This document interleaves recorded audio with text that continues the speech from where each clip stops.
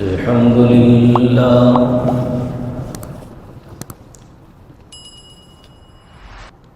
الحمد لله وحده، والصلاة والسلام على من لا نبي بعده، وعلى آله وأصحابه الذين أوفوا عهدا،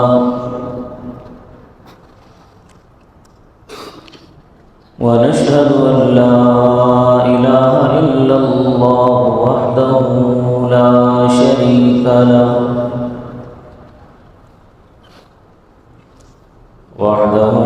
شريك له في الخلق والأمر، إرغاما لمن جحد به وكفر. ونشهد أن سيدنا ومولانا محمدًا عبده ورسوله،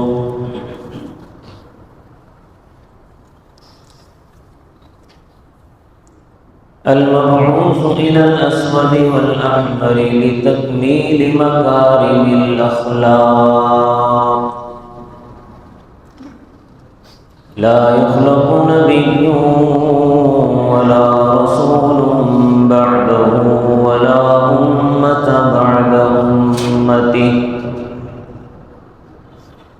ولا شريعة بعد شريعته، ولا كتاب بعد كتابه، صلى الله تعالى عليه وعلى آله وأصحابه الذين هم خلاصة العرب العرباء، وخير الخلائق بعد الأنبياء، وهم كالنجوم في السماء للاهتداء والاقتداء، وهم مفاتيح الرحمة ومصابيح الغرر. أعوذ بالله من الشيطان الرجيم. بسم الله الرحمن الرحيم. شهر رمضان الذي أنزل فيه القرآن هدى للناس وبينات من الهدى والفرقان، فمن شهد منكم الشهر فليصم. صدق الله العظيم. قال النبي صلى الله عليه وسلم: ومن قام رمضانا إيمانا واحتسابا غفر له ما تقدم من ذنبه، ومن صام رمضان إيمانا واحتسابا غفر له ما تقدم من ذنبه، ومن قام ليلة القدر غفر له من ذنبه. صدق الله العظيم، وصدق رسوله النبي الكريم، ونحن على ذلك لمن الشاهدين والشاكرين، والحمد لله رب العالمين. تمام حضرات درود شریف پڑھ لیں. اللهم صل على محمد وعلى آل محمد كما صليت على إبراهيم وعلى آل إبراهيم إنك حميد مجيد. اللهم بارك على محمد وعلى آل محمد كما باركت على إبراهيم وعلى آل إبراهيم إنك حميد مجيد. معزز سامعین گرامی قدر،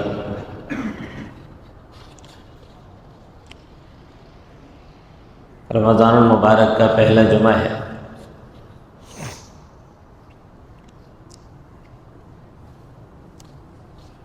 رمضان کے فضائل میں بہت باتیں کی جا سکتی ہیں، لیکن میں آپ حضرات کے سامنے آج دو باتیں عرض کروں گا۔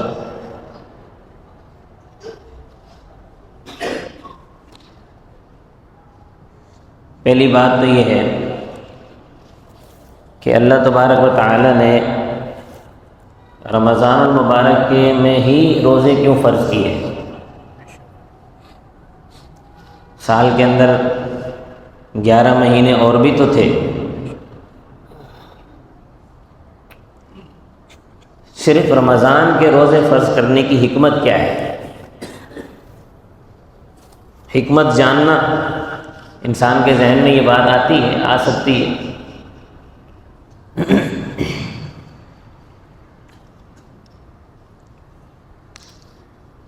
بہت سارے اسلامی احکامات ہیں جن کی حکمتیں اللہ تبارک و تعالی نے بیان کی ہیں، اگر اللہ نے بیان نہیں کی تو رسول اللہ صلی اللہ علیہ وسلم نے احادیث میں بیان فرمائی ہیں۔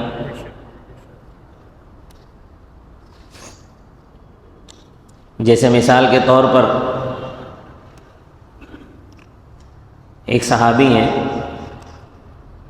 وہ ایک دفعہ بازار میں کھڑے تھے،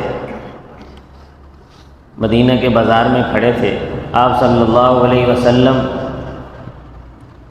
مدینہ کے بازار میں تشریف لے گئے، ان صحابی کو دیکھا تو آپ صلی اللہ علیہ وسلم نے پیچھے سے ان کے آنکھوں پر ہاتھ رکھ لیا، جیسے ہم لوگ بچپن میں کرتے تھے نا، آنکھوں پہ ہاتھ رکھ لیا کہ پہچانو کون ہے۔ تو وہ جب چھڑوانے لگے صحابی تو آپ صلی اللہ علیہ وسلم نے تھوڑا اور دبا دیا کہ پہچانو کون ہے۔ تو وہ صحابی پہچان گئے۔ جب وہ صحابی پہچان گئے تو انہوں نے اپنی کمر آپ صلی اللہ علیہ وسلم کے سینے سے لگا دی، بتایا کچھ نہیں، سمجھ گئے کہ رسول اللہ صلی اللہ علیہ وسلم ہیں، تو اس سے زیادہ برکت کے حصول کا اور موقع پتہ نہیں کب ملے اور کیسے ملے، یہ موقع مل گیا ہے۔ تو انہوں نے اپنی کمر آپ صلی اللہ علیہ وسلم کے سینے سے لگا دی، تو آپ صلی اللہ علیہ وسلم سمجھ گئے کہ یہ پہچان گئے، تو آپ صلی اللہ علیہ وسلم نے ہاتھ ہٹا لیا۔ تو اتنے میں آپ صلی اللہ علیہ وسلم کی نظر پڑی کہ ان کی جو انہوں نے تہبند باندھی ہوئی تھی وہ اس ٹخنوں سے نیچے تھی۔ یہ وہ صحابی تھے جن کے بارے میں آپ صلی اللہ علیہ وسلم نے فرمایا، ازہر بادیتنا ونحن حضورنا۔ یہ صحابی، ان کا نام تھا اظہر، یہ دیہات میں رہتے تھے اور وہاں دیہات سے یہ صرف جمعہ پڑھنے کے لیے مسجد نبوی آتے تھے، اور جب جمعہ پڑھنے کے لیے آتے تھے تو اپنی کھیتی باڑی کرتے تھے، اپنی کھیتی کی سبزیاں وغیرہ، یہ آلو ٹماٹر کھانے کی سبزیاں، شلجم گوبھی وغیرہ، کدو، یہ لے کر آپ صلی اللہ علیہ وسلم کی خدمت میں ہدیہ پیش کرتے تھے کہ یا رسول اللہ، یہ آپ کے لیے میں اپنی کھیتی کی سبزیاں لے کر آیا ہوں۔ تو پھر آپ صلی اللہ علیہ وسلم ان کو شہر کے کچھ مسالہ جات، یہ نمک مرچ وغیرہ اپنی طرف سے ہدیہ کیا کرتے تھے۔ تو اس لیے آپ صلی اللہ علیہ وسلم نے فرمایا کہ اظہر جو ہے یہ ہمارا دیہات ہے اور ہم اظہر کا شہر ہے، یعنی دیہات کی جو ہماری ضروریات ہیں وہ یہ اظہر پوری کر دیتے ہیں، اور ان کی جو شہری ضروریات ہیں وہ ہم پوری کر دیتے ہیں۔ تو آپ صلی اللہ علیہ وسلم نے دیکھا کہ ان کی جو تہبند ہے وہ نیچے لٹکی ہوئی ہے، تو آپ صلی اللہ علیہ وسلم نے ارشاد فرمایا ارفع ازارک، کہ یہ اپنی تہبند جو ہے وہ اوپر اٹھاؤ، انقا و ابقا، انقا و ابقا، یہ دو حکمتیں آپ صلی اللہ علیہ وسلم نے بیان فرمائی، ازار اوپر اٹھانے کی، یعنی اپنی شلوار ٹخنوں سے اوپر رکھنے کی دو حکمتیں بیان فرمائی۔ پہلی حکمت یہ بیان فرمائی کہ یہ گندگی سے بچ جاتی ہے، کیونکہ جن کی شلوار نیچے لٹک رہی ہوتی ہے آپ نے دیکھا ہوگا کہ وہ نیچے لٹکنے کی وجہ سے گھسکتی ہے زمین پر، تو بعض اوقات جو ہے وہ اکثر ان پہ گندگی لگی ہوئی ہوتی ہے، مٹی لگی ہوتی ہے، سڑی ہوئی ہوتی ہیں، بالکل بدبو آ رہی ہوتی ہے اس میں سے۔ یہ پہلی حکمت بیان فرمائی۔ دوسری حکمت یہ بیان فرمائی ابقا، کہ یہ پھٹنے سے محفوظ رہے گی۔ اب یہ جو صحابی تھے انہوں نے جواب دیا، انہوں نے کہا یا رسول اللہ لٹھے کی چادر ہے، 2-4 پیسوں کی ملتی ہے، پھٹ جائے گی تو پھینک دیں گے، دوسری لے لیں گے۔ تو آپ صلی اللہ علیہ وسلم کے پاس اس بات کا جواب تھا، آپ نے جواب نہیں دیا بلکہ بات کا رخ موڑ دیا۔ فرمایا کیا تمہارے لیے میرے اندر کوئی نمونہ عمل نہیں ہے؟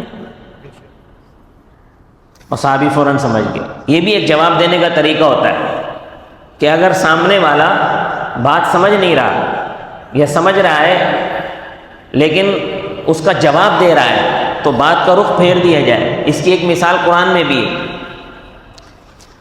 کہ جب حضرت ابراہیم علیہ السلام نے نمرود سے یہ کہا کہ میرا جو رب ہے وہ زندہ کرتا ہے اور مارتا ہے، ربی الذی یحیی و یمیت، میرا جو رب ہے وہ جلا بھی بخشتا ہے اور مارتا بھی ہے۔ اس نے کہا یہ تو ایک کام میں بھی کر سکتا ہوں۔ نمرود نے کہا یہ کام تو میں بھی کر سکتا ہوں۔ جو اس نے سزائے موت کا قیدی تھا اس کو آزاد کر دیا، اور جو ایک عام آدمی جا رہا تھا اس کو پکڑ کر اس نے قتل کروا دیا۔ کہنے لگا دیکھو جی زندگی اور موت پر تو میں بھی قادر ہوں۔ اب اس بات کا جواب تو تھا کہ زندگی اور موت پر قادر ہونا اس کو نہیں کہتے، لیکن ابراہیم علیہ السلام نے رخ موڑ دیا۔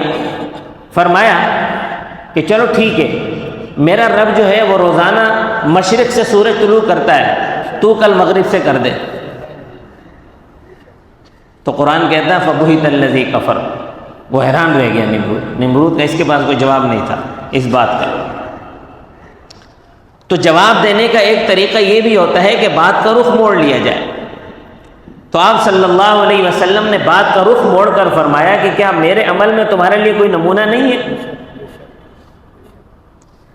اب اس بات کا جواب تو تھا کہ ظاہر ہے اس کے خریدنے پر مال خرچ ہوتا ہے، اور مال جو ہے وہ اللہ پاک نے آپ کو بطور منیجر آپ کو مال کا نگران مقرر کیا ہے۔ آپ مال کے مالک نہیں ہیں۔ آج اللہ پاک نے آپ کو مال دیا ہوا ہے، آپ اس دنیا سے چلے جائیں گے، کل کو دوسروں کے پاس ہوگا وہی مال۔ تو اللہ پاک نے آپ کو منیجر بنایا ہے دنیا میں، مالک نہیں بنایا۔ لیکن آپ صلی اللہ علیہ وسلم نے گفتگو کا رخ موڑ دیا۔ تو خیر میں عرض کر رہا تھا کہ آپ صلی اللہ علیہ وسلم نے ایک بات بتائی اور اس کی 2 حکمتیں بیان فرمائی۔ تو انسان کے ذہن میں یہ بات آتی ہے کہ آخر رمضان کے ہی روزے کیوں فرض کیے گئے؟ تو اللہ تبارک و تعالی نے رمضان المبارک کے روزہ فرض کرنے کی حکمت بیان فرمائی ہے اس آیت کریمہ میں۔ فرمایا شہر رمضان، رمضان وہ مہینہ ہے الذی انزل فیہ القرآن، جس میں قرآن نازل ہوا ہے۔ یہ حکمت ہے کہ رمضان میں روزے فرض اس لیے کیے گئے ہیں۔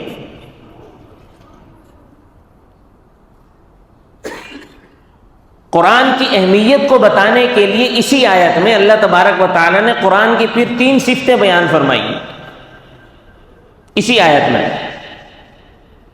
پہلی صفت بیان فرمائی ہدی للناس، یہ تمام لوگوں کے لیے ہدایت ہے،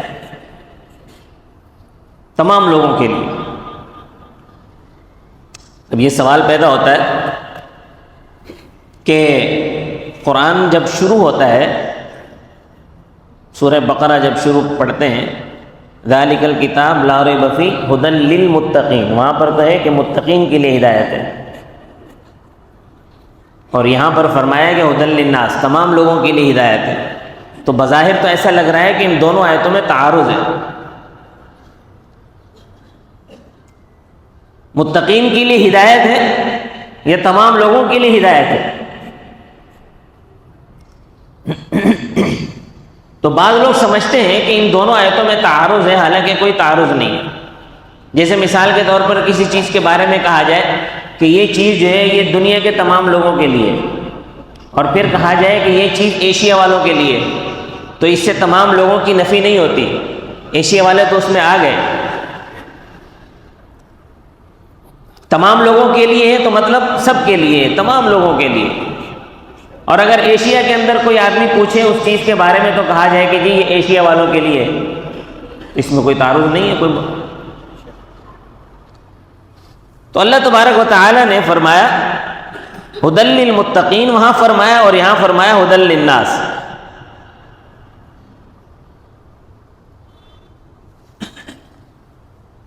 کیونکہ جب قرآن شروع ہوا ہے تو وہاں پر اللہ تبارک و تعالی نے قرآن کی تعریف فرمائی ہے۔ تو جب تعریف کسی چیز کی جاتی ہے تو اس کی اچھی چیزیں بیان کی جاتی ہیں۔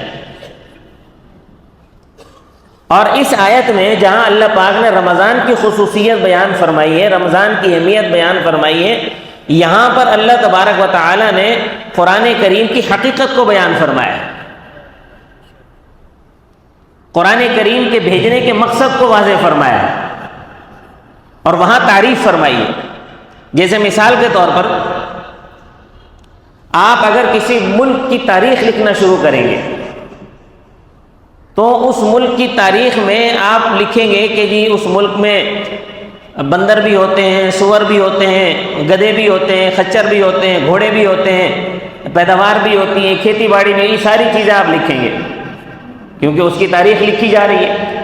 تو تاریخ لکھنے میں اس کی جو اچھی چیزیں وہ بھی لکھیں گے اور جو بری چیزیں وہ بھی لکھیں گے۔ لیکن اگر اسی ملک کا کوئی سربراہ آ جائے تو آپ جب اس سربراہ کا تعارف کرائیں گے کہ یہ کون سے ملک کا سربراہ ہے تو اس میں آپ یہ تھوڑی کہیں گے کہ یہ اس ملک کا سربراہ ہے جہاں سور رہتے ہیں، جہاں خنزیر ہوتے ہیں، جہاں گدھے ہوتے ہیں، یہ تو نہیں کہیں گے۔ بلکہ آپ کیا کہیں گے؟ آپ کہیں گے کہ یہ اس ملک کا سربراہ ہے جہاں پر اتنے بڑے بڑے علماء ہوتے ہیں، یہ اس ملک کا سربراہ ہے جہاں اتنے بڑے بڑے سائنسدان ہوتے ہیں، یہ اس ملک کا سربراہ ہے جس ملک کی معیشت اتنی مضبوط ہے۔ اس قسم کی باتیں کریں گے تو یہ تعریف ہوگی۔ لیکن جب آپ تاریخ لکھیں گے تو اس ملک کی پوری حقیقت حال کو واضح کریں گے کہ اس ملک کی اصل حقیقت کیا ہے۔ تو اللہ تبارک و تعالی نے جو قرآن کی پہلی آیت میں ھدی للمتقین فرمایا ہے تو وہ قرآن کی تعریف کی ہے، یعنی کہ دنیا کے اندر جتنے بھی انبیاء ہیں، جتنے صلحاء ہیں، جتنے شہداء ہیں، جتنے اولیاء اللہ ہیں، جتنے بزرگ ہیں، جتنے علماء ہیں، ان سب کا قرآن کے بغیر گزارا نہیں ہے۔ یہ قرآن کی تعریف ہے۔ تو جب اتنے بڑے بڑے لوگوں کا قرآن کے بغیر گزارا نہیں ہے تو ظاہر ہے پھر قرآن کی بڑی اہمیت ہوگی۔ اگر کوئی کہے کہ جی جاہلوں کا قرآن کے بغیر گزارا نہیں ہے تو یہ تو کوئی زیادہ بڑی بات نہیں ہے۔ لیکن اگر کوئی کہے کہ جی علماء کا، صلحاء کا، انبیاء کا، اولیاء اللہ کا، بزرگوں کا قرآن کے بغیر گزارا نہیں ہے تو یہ قرآن کی تعریف ہے کہ اتنے بڑے بڑے لوگوں کا قرآن کے بغیر گزارا نہیں ہے تو یہ تو بڑی اہمیت والی کتاب ہوگی۔ اور جب قرآن کی حقیقت حال اللہ پاک نے بیان فرما دی تو فرمایا ھدی للناس، یہ تمام لوگوں کے لیے ہدایت ہے، تمام لوگوں کے لیے ہدایت کا ذریعہ ہے۔ تو یہ پہلی صفت اللہ تبارک و تعالی نے بیان فرمائی اسی آیت میں کہ رمضان المبارک کی اہمیت اس وجہ سے ہے کہ ہم نے اس میں وہ کتاب نازل کی ہے جسے قرآن کہتے ہیں ھدی للناس، جو تمام لوگوں کے لیے ہدایت ہے۔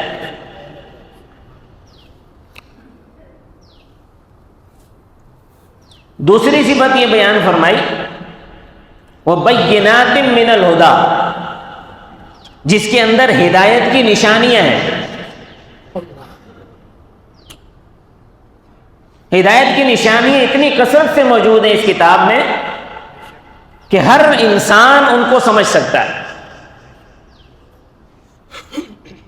عالم ہو، جاہل ہو، پڑھا ہو لکھا ہو، ان پڑھ ہو، سمجھدار ہو، نہ سمجھ ہو، وہ قرآن کی نشانیاں سمجھ سکتا ہے۔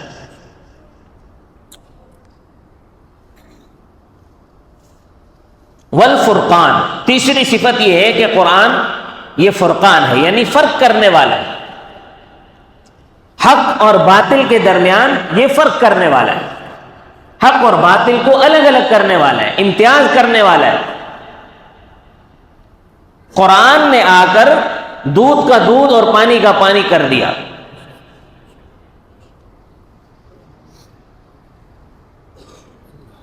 تو رمضان کی فضیلت، رمضان کے روزے فرض اس لیے کیے گئے ہیں کہ اللہ نے اس رمضان کے مہینے میں قرآن کو نازل کیا ہے، اور قرآن کی اہمیت یہ ہے کہ یہ تمام لوگوں کے لیے ہدایت ہے، اس کے اندر ہدایت کی نشانیاں ہیں، اور یہ حق اور باطل کے درمیان فرق کرنے والا ہے۔ تو جب اتنی بڑی کتاب، اتنی اہمیت والی کتاب اللہ نے اس مہینے میں نازل کی، تو پھر اس مہینے کی اہمیت تو ہونی چاہیے۔ تو رمضان المبارک کی اہمیت دو وجہ سے، ایک تو اس وجہ سے کہ قرآن یہاں اس میں نازل ہوا ہے، دوسرا اس مہینے کی اپنی اہمیت ہے کہ اللہ پاک نے اس مہینے میں دو عبادتیں ضروری قرار دی ہیں، ایک روزہ، دوسری تراویح۔ پہلی عبادت جو ضروری قرار دی ہے وہ ہے روزہ، اور دوسری عبادت ضروری قرار دی ہے وہ ہے تراویح۔ لیکن یہ دونوں عبادتیں ہمیں بہت بھاری لگتی ہیں۔ روزہ تو بھاری لگتا ہے کہ جب گرمیوں کے روزے ہوتے ہیں، مجھے یاد ہے کہ ایک دفعہ گرمیوں کا روزہ تھا، بڑا سخت روزہ تھا۔ سخت روزہ اس وجہ سے تھا کہ سارا دن لائٹ نہیں تھی، بڑا سخت روزہ تھا، سارا دن لائٹ نہیں تھی، اور ہم نے تراویح کی تیاری کرنی ہوتی ہے۔ جب شام کو افطاری کا وقت ہوا تو ہمارے گلے بالکل خشک اور حالت بالکل خراب۔ جب افطاری کی تو افطاری کرنے سے پہلے ہم برف تلاش کرنے کے لیے ہم نے بھیجا، ہمارے ایک ساتھیوں کو ہم نے بھیجا کہ ذرا برف تلاش کر کے لاؤ، برف کہیں نہیں ملی۔ گرم پانی سے افطاری کی، تو جب گرم پانی پیا تو افطاری کے بعد الٹی آ گئی، اتنا سخت روزے تھے۔ جب اتنا سخت روزہ ہو تو کتنا بھاری لگتا ہے۔ یہ عبادت ہمیں بھاری لگتی ہے، بھاری حالانکہ ہے نہیں، صرف لگتی ہے۔ اگر کسی آدمی کو کسی کام کرنے کا نفع معلوم ہو تو اسے وہ کام بھاری نہیں لگتا۔ جیسے مثال کے طور پر آپ لوگ جو فیکٹریوں میں کام کرنے کے لیے آتے ہیں، صبح آتے ہیں، سارا دن کام کرتے ہیں اور شام کو چلے جاتے ہیں۔ صبح جب آپ آتے ہیں تو اگر آپ موٹر سائیکل پہ آتے ہیں تو اس میں پیٹرول اپنے پیسوں سے ڈلواتے ہیں، اور اگر آپ بس پر آتے ہیں تو اپنی جیب سے کرایہ خرچ کر کے آتے ہیں۔ یہاں آتے ہیں، کام کرتے ہیں، اور شام کو اپنے ہی پیسوں کا پیٹرول ڈال کے یا اپنے ہی جیب سے کرایہ ادا کر کے واپس جاتے ہیں۔ جیب میں کچھ ڈال کر لے کر نہیں جاتے کمپنی سے، خالی ہاتھ آئے اور خالی ہاتھ چلے گئے، کچھ نہیں ملتا نا روزانہ۔ لیکن آپ کو پتہ ہوتا ہے، آپ کو پتہ ہے کہ ہم یہ پورا مہینہ کام کریں گے تو مہینے کے آخر میں ہم کو ایک رقم ملے گی جو ہم اپنی ضروریات میں خرچ کریں گے۔ تو یہ اس کام کرنے کا، پورے مہینے کام کرنے کا نفع ہوتا ہے جو آپ کے سامنے ہے کہ ہمیں مہینے کے آخر میں یہ نفع حاصل ہوگا۔ تو اب آپ سے کمپنی والے جتنا بھاری کام کروا لیں آپ کر لیتے ہیں، کیونکہ نفع سامنے ہوتا ہے، پتہ ہوتا ہے کہ سامنے جو ہمیں مہینے کے آخر میں کچھ ملنے والا ہے۔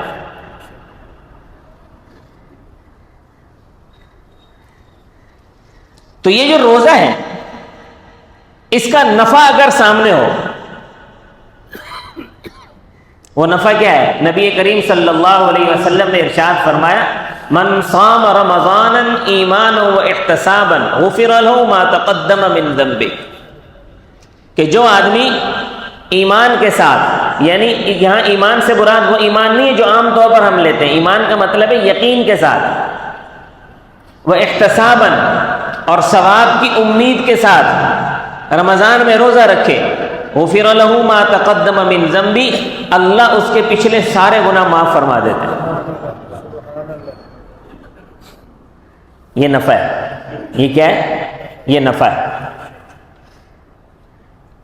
اب اگر کوئی کہے کہ جی نفع نظر تو آ نہیں رہا، نفع نظر تو آ ہی نہیں رہا، تو نظر تو تنخواہ بھی نہیں آ رہی، روزانہ بندہ آ رہا ہے نا، کام کر رہا ہے، لے کر تو کچھ بھی نہیں جا رہا، تو جب تنخواہ کا ایک وقت مقرر ہے اس میں پہلے مطالبہ نہیں کیا جا سکتا، تو پھر اللہ سے ثواب کا مطالبہ پہلے کیوں کیا جا رہا ہے؟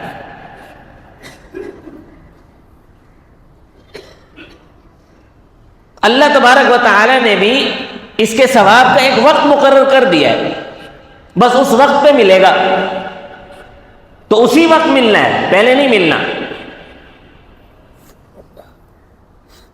تو فرمایا من صام رمضانا ایمانا و احتسابا غفر له ما تقدم من ذنبه، جو آدمی رمضان میں روزہ رکھے یقین کے ساتھ اور ثواب کی امید کے ساتھ، اللہ اس کے پچھلے سارے گناہ معاف فرما دیتے ہیں۔